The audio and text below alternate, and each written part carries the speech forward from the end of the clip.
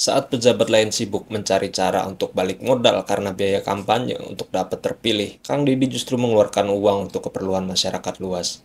Kang Deddy Mulyadi adalah anak ke-9 dari 8 bersaudara, dan beliau ini adalah anak terakhir.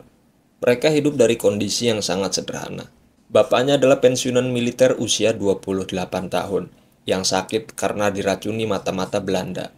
Dan ibunya adalah seorang aktivis Palang Merah Indonesia yang aktif dalam berbagai kegiatan kemanusiaan. Dan kepribadiannya pada hari ini yang gemar sekali menolong dan juga dekat dengan rakyat jelata ternyata diturunkan dari sifat ibunya yang seorang aktivis dan sukarelawan. Dalam rangka kepemimpinannya di Jawa Barat, Kang Deddy gemar sekali turun ke jalan dan berinteraksi dengan warga sekitar, melakukan sidak ke berbagai tempat, dan juga nggak jarang Kang Deddy mengeluarkan dana pribadi untuk menyelesaikan berbagai persoalan yang terjadi di masyarakat. Di antaranya itu adalah untuk pembangunan jembatan mangkrak senilai 1 miliar di perbatasan Purwakarta Subang dan juga menyalurkan 30 juta untuk percepatan pembangunan Masjid Al-Abror di Sukabumi.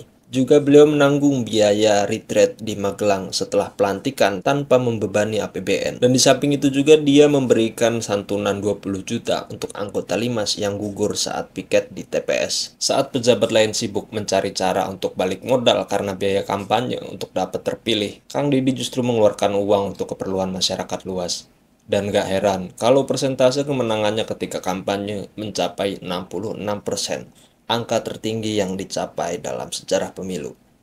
Kang Deddy tidak mencari pendapatan dari jalur proyek atau kong kali kong dengan para pengusaha dan konglomerat yang punya kepentingan.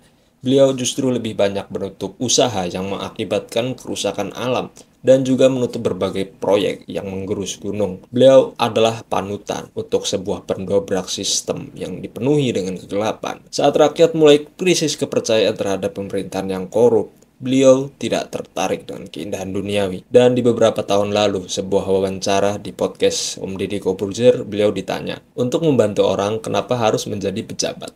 Kenapa nggak menjadi pengusaha saja dan bantu orang pakai dana pribadi?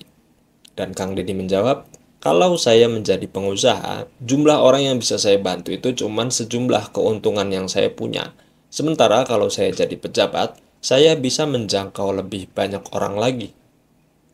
Dan di hari ini kita sama-sama bisa membuktikan bahwa beliau benar-benar membuktikan pernyataannya beberapa tahun lalu.